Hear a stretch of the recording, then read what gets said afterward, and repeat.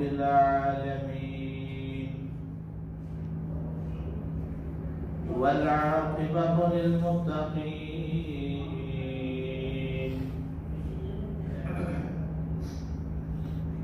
والصلاة والسلام على أشرف الأنبياء والمعصومين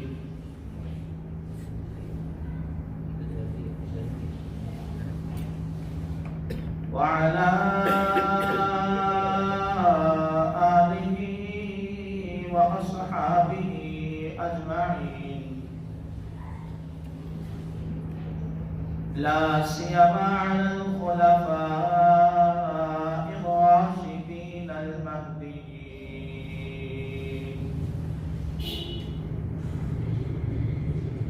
ولعنة الله على أعدائهم الرافضين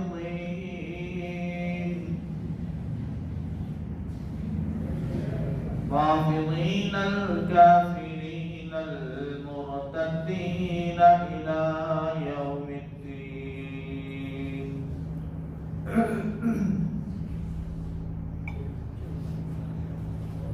أما بعد فأعوذ بالله من الشيطان الرجيم. بسم الله الرحمن الرحيم. أولئك الذين امتحن الله قلوبهم للتقوى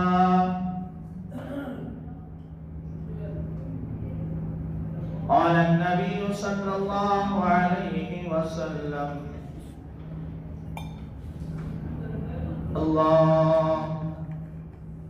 الله في أصحابي لا تتخذوهم من بعدي غرضا فمن أحبهم فبحبي أحبهم ومن أبغضهم فببغضي أبغضهم أو كما قال عليه الصلاة والسلام.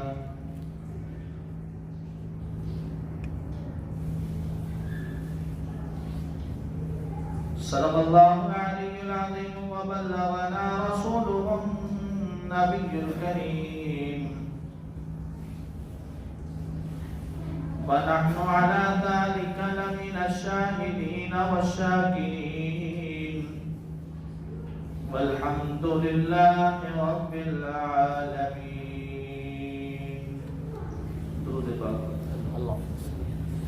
اللهم صل على محمد في أول كلامنا. اللهم صل على محمد في أوسط كلامنا. اللهم صل على محمد في آخر كلامنا.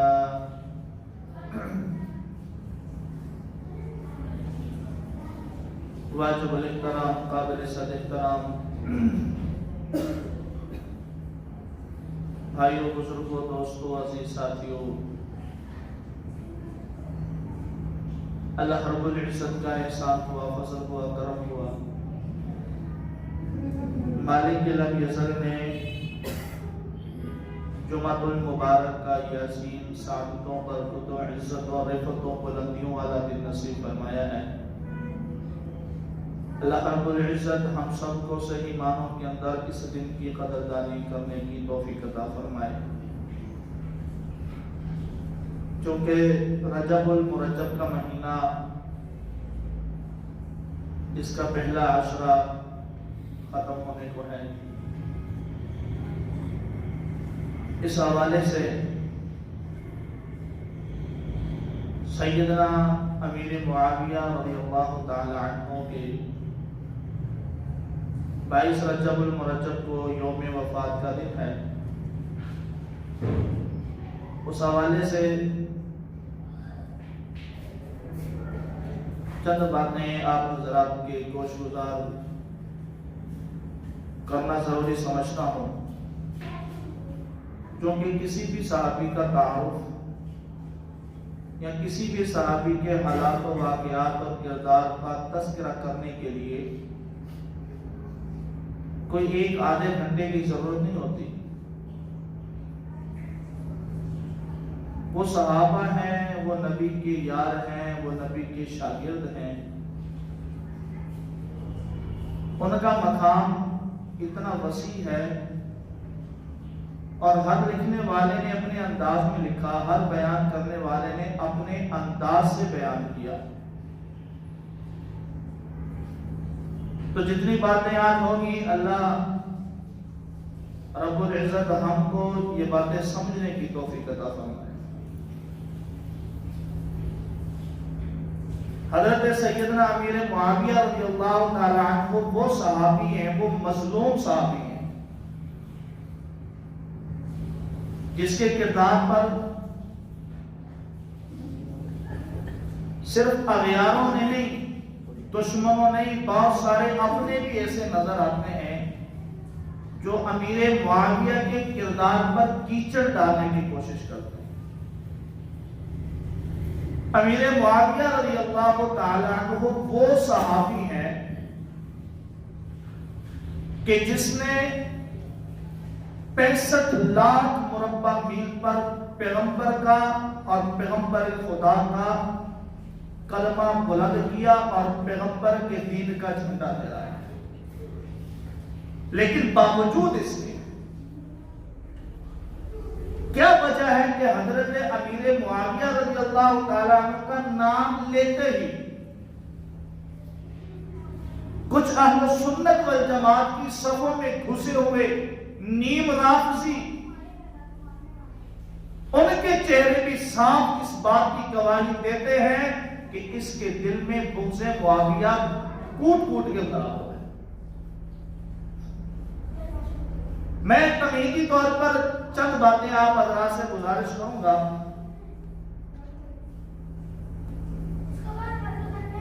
سب سے پہلے آپ یہ سمجھ لیں اس مہینے کی مناسبت سے اور حضرت امیر معاویہ رضی اللہ تعالیٰ عنہ کے 22 رجب المرجب کے یوم وفات کے دن کے حوالے سے یہ بات آپ سمجھیں کہ صحابی کی تعریف کیا ہے. ہم تو کہتے ہیں نا فلاں صحابی فلاں صحابی فلاں صحابی صحابی صحابی صحابہ. صحابی کی تعریف کیا ہے؟ صحابی کسے کہتے ہیں؟ تو مختلف تعریفیں علماء نے لکھی، مختلف تعریف. میں صرف ایک تعریف علماء اہل سنت کی بیان کروں گا، ایک تعریف جو ہے وہ اہل تشریح کے عالم کی بیان کروں گا.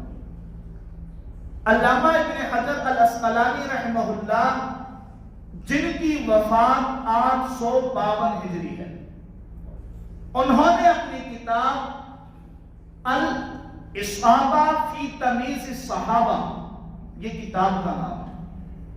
اس کتاب کے اندر صحابی کی تعریف کی ہے اور بڑے جامع اور معنی انداز میں کی.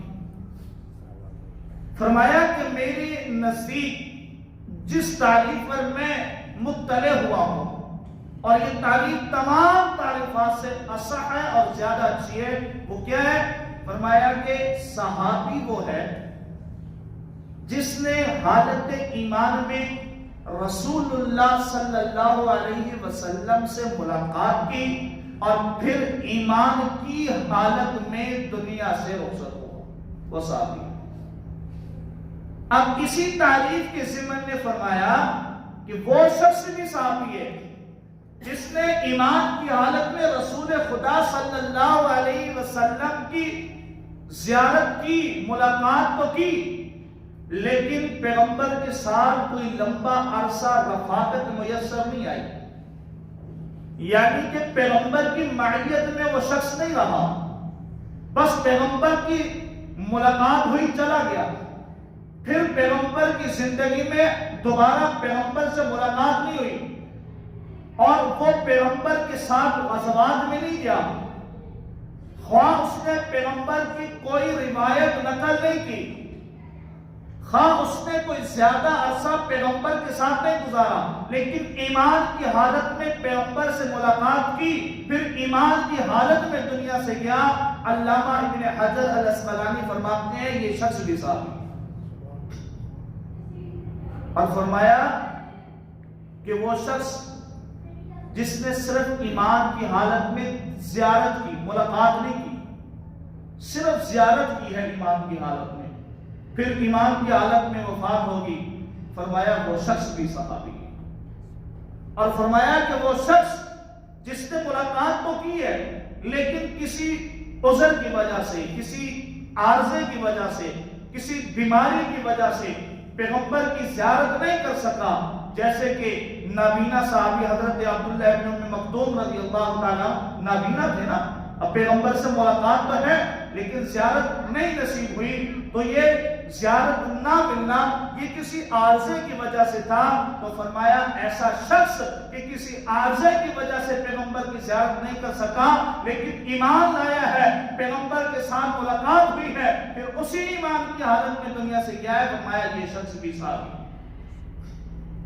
تو آپ سمجھو کہ یہ صحابی کی تعریف علامہ ابن حجر الاسقلانی رحمہ اللہ نے اپنی کتاب الاصابہ فی تمییز الصحابہ میں کی۔ اب ذرا آئیں، اہل تشریح کے ایک بہت بڑے عالم، بہت بڑے مجتہد، 1085 ہجری میں ان کی وفات ہوئی ہے، علامہ فخر الدین، یہ اہل تشریح کے بڑے عالم ہیں۔ انہوں نے بھی تعریف اپنی کتاب مجمع البحرین کتاب کے اندر، مجمع البحرین کتاب کے اندر صحابی کی تعریف کی ہے، مختصر تعریف کی ہے۔ انہوں نے کہا ہے کہ ہر وہ مسلمان صحابی ہے جس نے ایمان کی حالت میں رسول اللہ صلی اللہ علیہ وسلم کی زیارت کی، وہ صحابی ہے۔ اب ان کی تعریف اور اہل سنت کے علماء کی تعریف اگر ان دونوں کا موازنہ کیا جائے تو ایک بات تو ثابت ہے، ہر وہ شخص جس نے ایمان کی حالت میں رسول اللہ صلی اللہ علیہ وسلم کی زیارت کی وہ اہل سنت کی یہاں بھی صحابی ہے اور اہل تشیع کی یہاں بھی صحابی ہے۔ یہ بات سمجھ میں آ گئی کہ ہر وہ شخص جس نے ایمان کی حالت میں رسول اللہ صلی اللہ علیہ وسلم کی زیارت کی وہ اہل سنت کی یہاں بھی صحابی ہے اور اہل تشیع کی یہاں بھی بولو صحابی ہے۔ اب صحابہ کا مقام اور صحابہ کے مقام کے اندر تنقیص کرنے والا، صحابہ پر تبرہ کرنے والا اور صحابہ پر طرح طرح کے الزام لگانے، یہ میں صرف صحابہ کی بات کر رہا ہوں، میں نے لفظ معاویہ کو ذکر ہی نہیں کیا۔ اچھا، اہل سنت کے ہاں اس شخص کا کیا مقام ہے، اس شخص کے بارے میں اس شخص کی کیا حیثیت ہے جو صحابہ پر الزام لگائے، صحابہ کی تنقیص کرے اور جو ہے وہ صحابہ کو برا بھلا کہے؟ تو یہی علامہ ابو ذر رازی رحمہ اللہ اپنی کتاب میں لکھتے ہیں کہ ایسا شخص جو صحابہ کی کسی بھی معاملے میں تنقیص کرے وہ بے دین ہے، بے ایمان ہے، ایک نمبر کا زندیق ہے۔ یہ الفاظ اپنی کتاب انہوں نے اپنی کتاب میں لکھے۔ کیوں؟ فرمایا کہ اس لیے کہ پیغمبر آئے حق کے ساتھ، پیغمبر قرآن لائے حق کے ساتھ، پیغمبر کلمہ لائے حق کے ساتھ، پیغمبر جو بھی لائے وہ حق بنا کر لائے، اور پیغمبر نے جو جماعت تیار کی تھی وہ بھی حق کی بنیادوں پر تیار کی۔ اب باطل حملہ کرتا ہے پیغمبر کی جماعت پر، کیوں؟ اس لیے کہ اسے پتہ ہے کہ پیغمبر کی ہر چیز امت کو پہنچانے والے صحابہ ہیں۔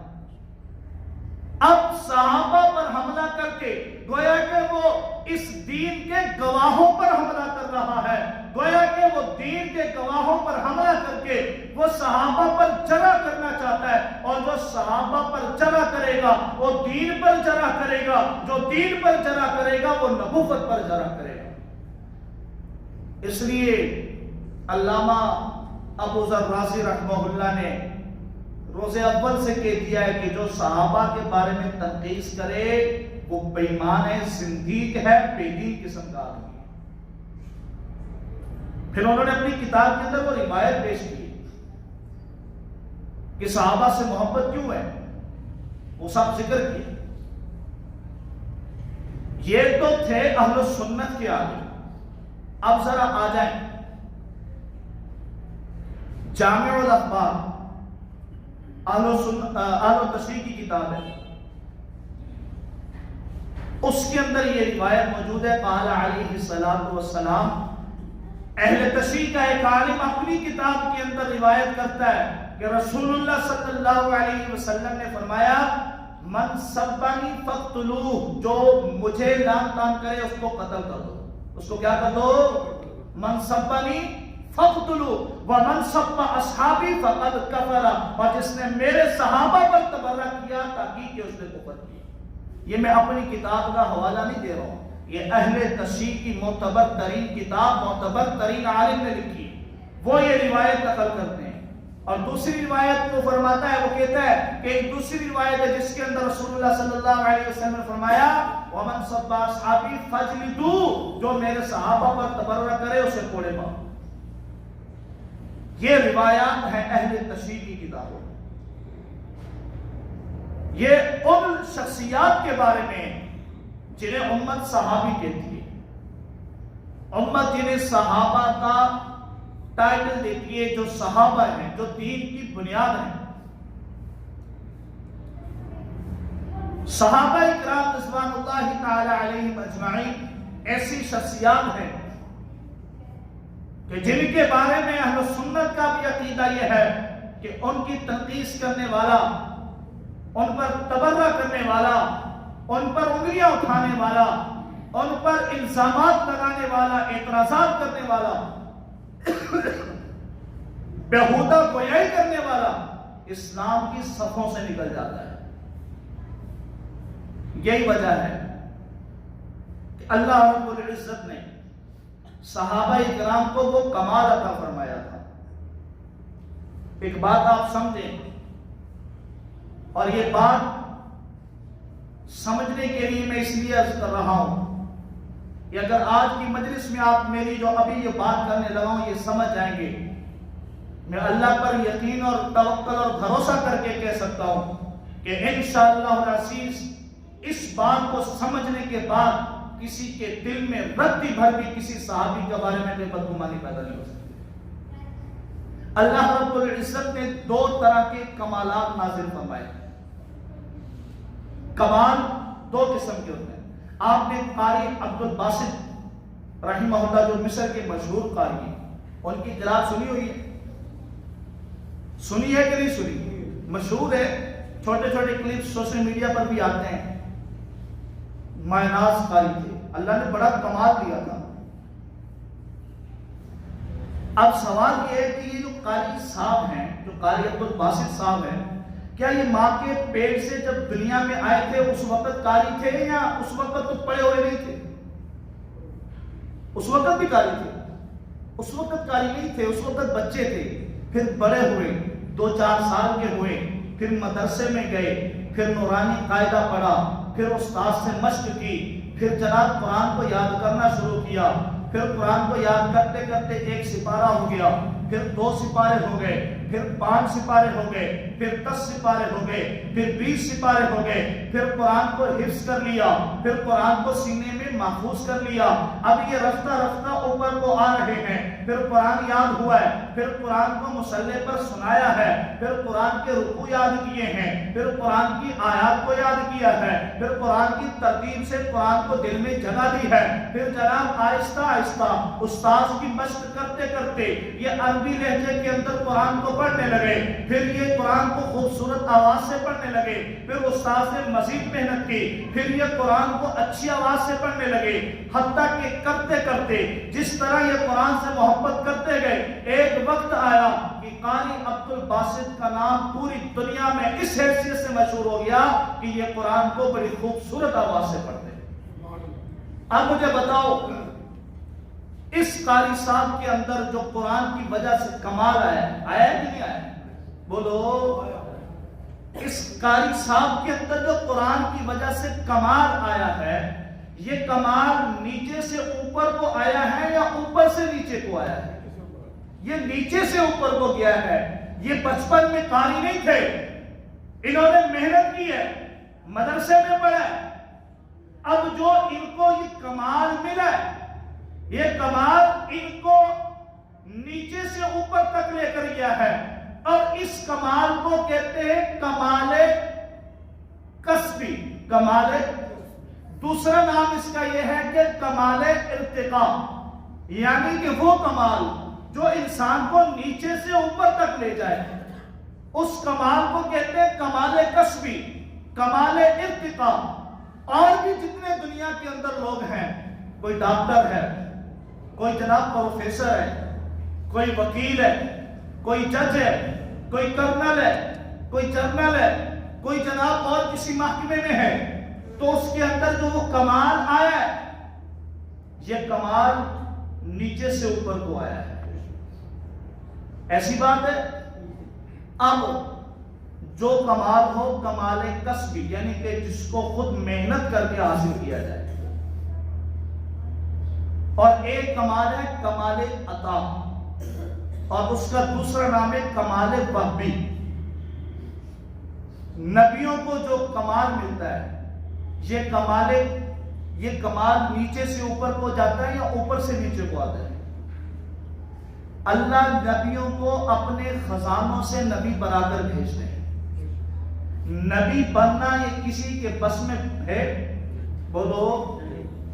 ڈاکٹر بننا یہ انسان کے بس میں ہے؟ قاری بننا یہ انسان کے بس میں ہے؟ جناب مولانا بننا یہ انسان کے بس میں ہے؟ جاؤ مدرسے میں پڑھو، محنت کرو، دن رات محنت کرو، قاری بن جاؤ گے، عالم بن جاؤ گے، مولوی بن جاؤ گے، اسکول میں پڑھو، ڈاکٹر بن جاؤ گے، انجینئر بن جاؤ گے؟ یہ انسان کے بس میں۔ یہ وہ اعمال ہیں جو کسب سے حاصل ہوتے ہیں، یعنی کہ محنت سے۔ لیکن نبی بننا یہ کسب سے حاصل ہوتا ہے یا اللہ کی عطا سے حاصل ہوتا ہے؟ بولو۔ اللہ کی عطا سے نبی بنتا ہے۔ کوئی نبی اپنی محنت سے کبھی نہیں بنتا۔ کوئی دنیا میں آ کر لاکھ سجدے کرے، کروڑ نفل پڑھے، قرآن پڑھے، اللہ کی جتنی مرضی عبادت کرے، اللہ نے اگر اس کو نبی نہیں بنایا تو وہ نبی ہو سکتا نہیں۔ نبی بننا یہ کسب میں داخل نہیں، یہ وہب ہے، یہ اللہ کی طرف سے عطا ہے۔ اب جو نبیوں کو کمال ملا یہ کمال عطا ہے۔ کیا ہے؟ جو قاریوں کو، مولانا کو، ڈاکٹروں کو، انجینئروں کو جو کمال ملا یہ کمال ارتقاء ہے۔ یہ کون سا کمال ہے؟ اب کمال کی دو قسمیں ہو گئیں۔ ایک وہ کمال جو اللہ نبیوں کو عطا کرے، وہ کمال عطا ہے۔ ایک وہ کمال جو اللہ انسان غیر نبیوں کو دے، وہ کمال ارتقاء ہے۔ ٹھیک ہے؟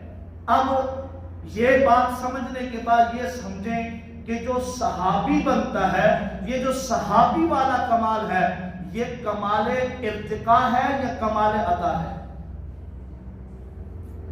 تو یہاں بات سمجھیں، صحابی بننا یہ کمال ارتقاء نہیں ہے، یہ بھی اللہ کی طرف سے عطا ہے، جس کو اللہ نے چاہا پیغمبر کے زمانے میں پیدا کر کے پیغمبر کے قدموں میں لا کر کھڑا کر۔ صحابی بننا یہ کمال کون سا ہے؟ کون سا کمال ہے؟ کون سا ہے؟ یہ اپنی محنت سے حاصل ہوتا ہے؟ بولو۔ کوئی صحابی اپنی محنت سے بن سکتا ہے؟ کوئی صحابی نمازیں، روزے، زکاتیں، حج، عمرے، علم، عمل، ریاضت، عبادت سب کچھ کرنے سے کوئی صحابی بن سکتا ہے؟ صحابہ کو جو اللہ نے کمال دیا وہ کون سا کمال ہے؟ صحابہ کو جو اللہ نے صحابی بنایا ہے وہ اللہ نے اپنی مرضی سے جس کو چاہا صحابی بنایا ہے اور جس کو چاہا ابو جہل بنایا ہے۔ کسی صحابی کے عمل کا کوئی عمل دخل نہیں ہے، کوئی اس بات کے اندر نہیں ہے کہ یہ زیادہ نمازیں پڑھنے والا تھا، یہ زیادہ روزے رکھنے والا تھا، یہ تھا اللہ نے صحابی بنایا۔ نہیں، صحابہ کو جو اللہ نے کمال دیا ہے یہ کمال عطا ہے، یہ اللہ کی عطا ہے۔ کوئی بھی بندہ اپنے اعمال کی وجہ سے صحابی بن سکتا نہیں ہے۔ اگر علم کی وجہ سے کوئی صحابی بنتا نا تو امام ابو حنیفہ، امام مالک صحابی ہوتے۔ کیوں؟ کہ کہ اللہ نے ان کو وہ علم عطا کیا تھا. علم کی کون سی منزل ہے جو امام ابو حنیفہ نے حاصل نہیں کی؟ اگر صحابی علم کی وجہ سے بنتا تو امام ابو حنیفہ صحابی ہوتے. اگر صحابی عبادت کی وجہ سے ہوتا تو جنید بغدادی، علامہ بایزید بستامی رحمہ اللہ جیسے اللہ کے بزرگ اور ولی بھی صحابہ کی صفوں میں کھڑے ہوتے. لیکن نہیں، یہ قانون ہی نہیں ہے، یہ ضابطہ ہی نہیں ہے. صحابی عملوں سے نہیں بنتے، صحابی تو بنتے ہیں جن کو اللہ چاہتا ہے اور جن کے دل اللہ دیکھتا ہے. اور اللہ اعلان کرتا ہے اولئک الذین امتحن اللہ قلوبہم بالتقوی. اے پیغمبر، ہم نے ان تیرے یاروں کے دلوں کو دیکھا تو یہ دل تقوی سے منور اور مزین نظر آئے. سبحان اللہ. جب کوئی صحابی کسی عمل کی وجہ سے صحابی نہیں بنتا، سمجھنا، جب کوئی صحابی کسی عمل سے صحابی نہیں بنتا تو پھر اس صحابی کے عمل سے بحث کرنا کس نے اجازت دی ہے تم لوگوں کو؟ صحابہ اپنے عمل سے صحابہ نہیں بنے. جب وہ اپنے عمل سے، اپنے اعمال سے صحابہ نہیں بنے، ان کو تو اللہ نے کمال عطا فرمایا. تو کسی صحابی کو اس لیے اس کو اس کے صحابی کے سب سے نکالنا کہ جو اس کا یہ عمل صحیح نہیں ہے، یہ عمل صحیح نہیں ہے، یہ عمل صحیح نہیں ہے، یہ عمل صحیح نہیں ہے، اعتراض پہ اعتراض کرے. تو کہتے کہ بابو تو 100 اعتراض کر لے، تو کروڑ اعتراض کر لے، تیرے اعتراض صحیح بھی ہوں گے، لیکن یاد رکھنا صحابی پھر بھی صحابی رہے. کیوں؟ کیونکہ وہ اپنے عمل سے صحابہ بنی، صحابی بنا ہی نہیں، اس کو اللہ نے صحابی بنایا. اب جو اپنے اعمال سے صحابی بنتا نہیں ہے تو کیا اس کے اعمال پر بحث کر کے اس کی صحابیت کو اس کو صحابیت سے نکالا جا سکتا ہے؟ جب صحابہ کے اعمال پر بحث کر کے ان کو صحابیت سے نکالا نہیں جا سکتا. ایک بندہ کہتا ہے جی میرے امیر معاویہ پر اعتراض ہیں. میں نے کہا اعتراض ہیں، ٹھیک ہے آپ کے اعتراض ہوں گے، لیکن وہ پھر بھی صحابی ہے. کہتا جی اس نے یہ کام کیا. میں نے کہا ٹھیک ہے تیرے نصیب کیا ہوگا لیکن پھر بھی صحابی ہے. وہ کہہ رہے تھے جی میرے پاس 20 اعتراض ہیں اور صحیح اعتراض ہے، میں حوالے رکھتا ہوں. میں نے کہا بابو تیرے پاس 50 اعتراض ہے نا، وہ پھر بھی صحابی ہے. کہنے لگا وہ کیسے؟ میں نے کہا جب اللہ نے ان کے اعمال کو دیکھ کر صحابہ بنایا ہی نہیں ہے، صحابہ تو اللہ نے ان کو اپنی وجہ سے، اپنی رحمت سے بنایا ہے، تو پھر ان کے اعمال پر بحث کر کے ہم ان کو صحابیت کی صفوں سے نکال نہیں سکتے. تو لاکھ اعتراض کر لے لیکن جو صحابی ہے وہ پھر بھی صحابی رہے. صحابہ اعمال کی وجہ سے صحابہ نہیں بنے. جب اعمال کی وجہ سے وہ صحابہ بنے نہیں ہیں تو کوئی بھی شخص ان کے اعمال پر اعتراضات کر کے ان کو صحابیت کی صفوں سے نکال سکتا. امیر معاویہ صحابی ہے کہ نہیں ہے؟ بولو. کاتب وحی ہیں، نبی کے صالح ہیں، امت کے ماموں ہیں. ہاں جی، پیغمبر کے خطوط لکھنے والے امیر معاویہ ہیں، اور پیغمبر جس کو دعائیں دے وہ امیر معاویہ ہے. پیغمبر کے ساتھ جو سواری، ایک ہی سواری پر جو پیغمبر کے ساتھ سفر کرے وہ امیر معاویہ ہے. جس کا والد صحابی بنے وہ امیر معاویہ ہے. جس کا بھائی صحابی بنے وہ امیر معاویہ ہے. جس کی ماں صحابیہ بنے وہ امیر معاویہ ہے. جو ابو بکر کے دور میں امیر لشکر بنے وہ امیر معاویہ ہے. جو عمر کے دور میں گورنر بنے وہ امیر معاویہ ہے. جو عثمان کے دور میں گورنر بنے وہ امیر معاویہ ہے. جو علی کے ساتھ تعلقات مضبوط کرے وہ امیر معاویہ ہے. اور جس کو حسین اپنا امام مانے وہ امیر معاویہ ہے. جس کے ہاتھ پہ حسن بیعت کرے وہ امیر معاویہ ہے. سبحان اللہ. امیر معاویہ کے صحابی ہونے میں جب کوئی شک نہیں ہے تو پھر تو 20 اعتراض امیر معاویہ پر کر لے پھر بھی وہ صحابی رہے گا. ایک بات میں آپ سے پوچھتا ہوں، آپ بتاؤ مجھے، ہم صحابہ سے محبت کیوں کرتے ہیں؟ صحابہ سے محبت کیوں کرتے ہیں؟ ہاں، ان کے اعمال کی وجہ، قربانیوں کی وجہ سے، ان کے اعمال کی وجہ سے، پیغمبر کے ساتھ یارانہ تھا اس وجہ سے، پیغمبر کے ساتھ تعلقات تھے اس وجہ سے، پیغمبر کے ساتھ رشتہ داریاں تھے اس وجہ سے. میں آج ایک بات کہنے لگا ہوں، ہم صحابہ سے محبت کرتے ہیں لیکن ان کی قربانیوں کی وجہ سے نہیں کرتے. میں بات کرنے لگا ہوں، ہم صحابہ سے محبت کرتے ہیں ان کے اعمال کی وجہ سے نہیں کرتے. ہم صحابہ سے محبت کرتے ہیں ان کی ریاضت کی وجہ سے نہیں، ان کے تقوی کی وجہ سے نہیں، قربانیوں کی وجہ سے نہیں، اعمال کی وجہ سے نہیں، جہاد کی وجہ سے نہیں، ان کے بچوں کو یتیم کروانے کی وجہ سے نہیں نہیں نہیں نہیں۔ ہم صحابہ سے کس لیے محبت کرتے ہیں کہ ہم رسول اللہ سے محبت کرتے ہیں۔ سبحان اللہ۔ اور میرے نبی نے معیار بتا دیا ہے، میرے نبی نے حدیث بتا دی، اللہ اللہ فی اصحابی لا تتخذوہم من بعدی غرضا، میرے بعد میرے صحابہ کو نشانہ نہ بنانا، میرے بعد میرے صحابہ پر اعتراض نہ کرنا۔ فمن احبہم فبحبی احبہم، جو صحابہ سے محبت کرتا ہے نا وہ اس وجہ سے کرتا ہے کہ فبحبی، کہ وہ مجھ سے محبت کرتا ہے۔ صحابہ سے محبت کا معیار یہ نہیں ہے کہ ان کی قربانیاں ہیں، صحابہ سے محبت کا معیار یہ ہے کہ ہمارے دل میں رسول اللہ کی محبت ہے۔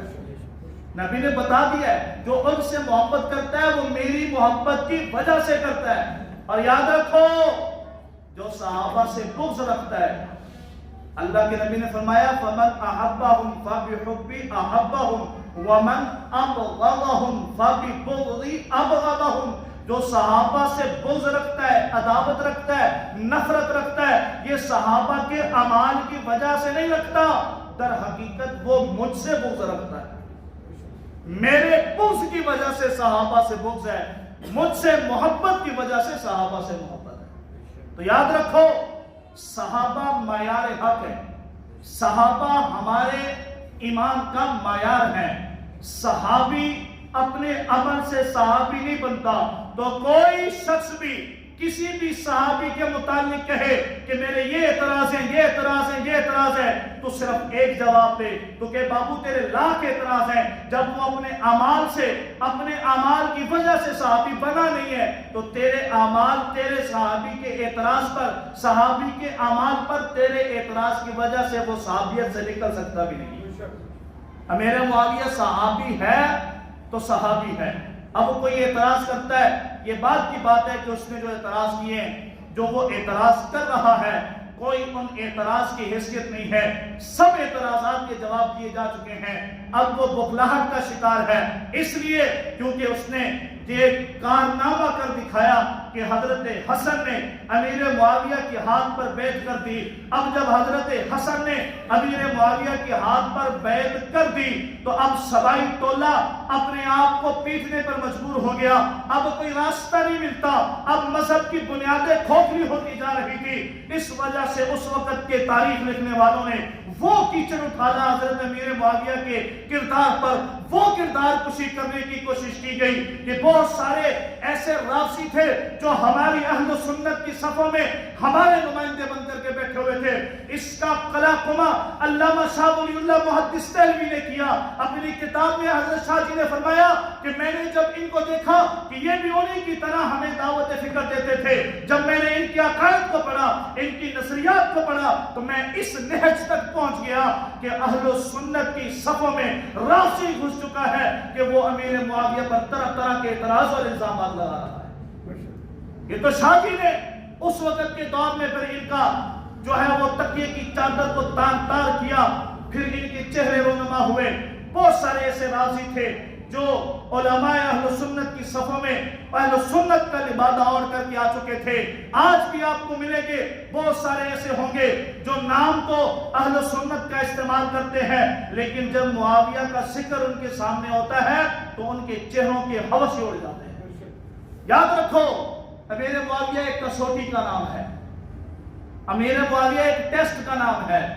آپ نے جس کے اعمال کو، جس کے ایمان کو پرکھنا ہو، آپ اگر کسی کے ایمان پر دھوکہ کھا رہے ہیں، آپ کو شک ہے کہ یہ بندہ سچا ہے، یہ پکا ہے، یا کھوٹا اور کھرا نہیں ہے، کھوٹا ہے، جھوٹا ہے، تو اس کے سامنے امیر معاویہ کا تذکرہ کرو۔ اللہ کی قسم یہ میرا وجدان ہے، اگر چہرے پر مسکراہٹ ہے سمجھ جاؤ کہ حلالی ہے، اگر چہرے پر مسکراہٹ نہیں ہے، اگر چہرہ بدنما ہو گیا تو سمجھ جاؤ کہ اس کے ایمان کا کوئی حصہ باقی نہیں ہے۔ اس لیے امیر معاویہ رضی اللہ تعالی عنہ کا اعتراض کرنے سے پہلے یہ بات 100 بار سوچ لینا کہ امیر معاویہ صحابی ہیں، اور صحابہ کے متعلق اللہ کا قرآن کہتا ہے وَكُلًّا وَعَدَ اللَّهُ الْحُسْنَى، ہر صحابی کے ساتھ اللہ کا جنت کا فیصلہ ہے، جو بھی صحابی ہے وہ جنت میں جائے گا۔ پھر وہ بات کی بات ہے، ہاں کیٹاگریز ہیں، مرتبے ہیں، جو مہاجر ہیں ان کا مرتبہ سب سے زیادہ ہے، جو انصار ہیں ان کا مرتبہ ان سے کم ہے، اور جو فتح مکہ کے بعد ایمان لائے۔ لیکن امیر معاویہ کے ایمان لانے پر بحث ہوگی، بات ہوگی انشاءاللہ العزیز اگلے جمعے کے اندر۔ اللہ رب العزت جو کچھ پڑھا سنا اس پر عمل کی توفیق عطا فرمائے۔ وآخر دعوانا ان الحمدللہ۔